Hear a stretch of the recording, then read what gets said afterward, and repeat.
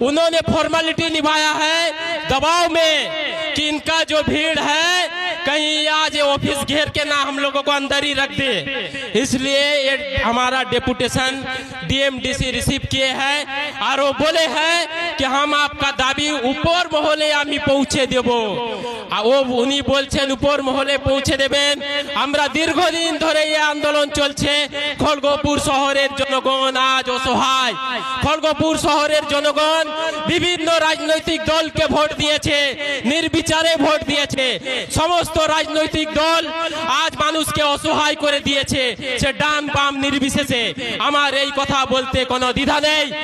আজকে তাই সাধারণ মানুষ আপনারা দেখতে পাচ্ছেন যে আমাদের সামনে বসে আছে মহিলারা, বয়স্ক বৃদ্ধারা, আমাদের সবাই কাজ ছেড়ে এসেছে। পেঁয়াজগদি থেকে আমাদের ভাইরা এসেছে এই আন্দোলনে, কারণ এই আন্দোলন আমাদের জীবন মরণের প্রশ্ন। আমরা বাঁচবো কি আমরা থাকবো কি থাকবো না, না রেশমি থাকবে শুধু এইখানে, আমরা খড়গপুরবাসী কি খড়গপুর ছেড়ে চলে যাব, এই পরিস্থিতি এই প্রশ্নকে সামনে নিয়ে আজ সাধারণ মানুষ এই মহিলারা তাদের বাড়ির কাজ ছেড়ে, আমাদের যুবক যুবতীরা কাজ ছেড়ে এসে এখানে দাঁড়িয়েছে। আর আপনি আপনার এসি ঘর ছেড়ে আমাদের অ্যাপয়েন্টমেন্ট দিয়ে পালিয়ে গেছেন। এটা কান খুলে শুনে রাখুন, আমরা আবার আসবো আর আপনার এই 3 তালাকে কাঁপিয়ে দিয়ে যাব। আমরা এটা বুঝিয়ে দিচ্ছি, রেশমি থাকবে না হলে আমরা থাকবো, রেশমি থাকবে না হলে খড়গপুরের জনগণ থাকবে, রেশমি থাকবে না হলে আজ এইখানকার এই যে সাধারণ মানুষ থাকবে। আপনারা কান খুলে শুনে রাখুন, আমরা পশ্চিমবঙ্গের মানুষ, আমরা নন্দীগ্রাম দেখেছি, আমরা সিঙ্গুর দেখেছি, আমরা দেখেছি আরো বড় বড় আন্দোলন, বাংলার মাটি, দুর্জয় ঘাটি। আমরা এটা বুঝিয়ে দেব রেশমির কত ক্ষমতা, আপনি কত ক্ষমতা নিয়ে আছেন। আমাদের বন্ধু এখন বলে গেছে আপনার ক্ষমতার ভয় মানুষ ভেঙে দিয়েছে, এসে দেখে যান। এইখানে এই এসডি অফিসের কাছে আজ হাজারো হাজারে লোক এসে দাঁড়িয়েছে কি আপনার ক্ষমতাকে ভয় পায় না, আর প্রশাসনকে এটা বুঝিয়ে দিতে এসেছে। আপনি এটা বুঝে নিন, আপনি সময় দিয়ে পালিয়ে গেলেন, রাতের বেলা বলছেন থাকতে পারবেন না, আপনার এই জিনিস চলতে পারে না। আজ এসডি অফিসে এসেছি, কাল আমরা ডিএম অফিসে যাব, দরকার পড়লে আমরা কলকাতা যাব, আমরা নবান্ন যাব, আমরা যেখানে হয় সেখানে যাব, কিন্তু হয় রেশমি থাকবে, নালে আমাদের খড়গপুর জনগণ থাকবে, নালে এই পাঁচবেড়িয়া থাকবে, বিদ্যাসাগরপুর থাকবে, নিমপুরা থাকবে, ওয়ালিপুর থাকবে, বরগাই থাকবে, সেমরাইপুর থাকবে, বরকলা থাকবে, এরা থাকবে। আপনাদের এই সিদ্ধান্ত নিতে হবে। আমরা আজকে ওয়ার্নিং দিয়ে যাচ্ছি, আমরা স্পষ্টভাবে ওয়ার্নিং দিয়ে যাচ্ছি, আবার আসবো আর এই খড়গপুর আমরা স্তব্ধ করে দেব যদি এর সুরাহা না হয় আগামী 6 মাসের মধ্যে।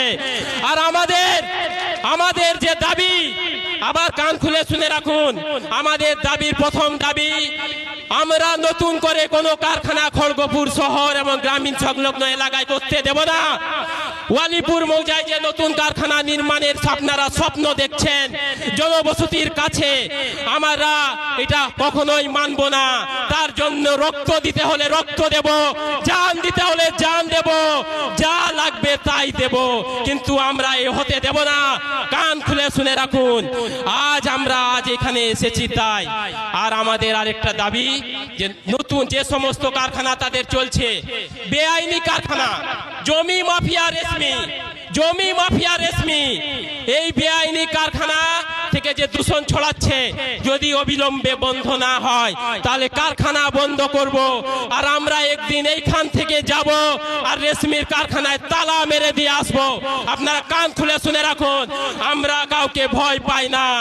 আমরা যখন যারা ভয় পায় তাদেরও কবর আমরা দেখেছি কবরস্থানে, যারা ভয় পায় তাদেরকেও পুড়তে দেখেছি আমরা শ্মশানে। তো একদিন তো আমরা সবাই মরেই যাব, তাহলে মৃত্যুর ভয়ে আমরা এই মৃত্যুর কারখানাকে মেনে নেব না, আমরা হারগিজ মানব না। আপনি কান খুলে শুনে রাখুন, যেখানেই আছেন লাইভ দেখুন বা কোনো মিডিয়ার মাধ্যমে দেখুন, আপনি প্রশাসনিক লোক, আপনার কিছু বাধ্যবাধকতা থাকতে পারে, ঠিক আছে। তাই আপনাকে আমরা আরেকবার আবার অনুরোধ করে যাচ্ছি, এবার যদি সুরাহা না হয় পরবর্তীকালে কিন্তু আপনি এইভাবে বেঁচে বেরিয়ে যেতে পারবেন না।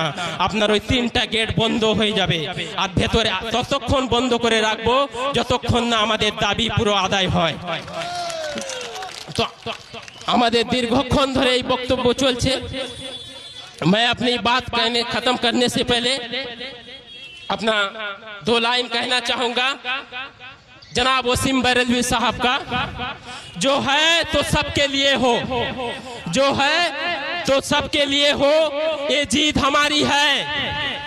बस इस एक बात पे पूरी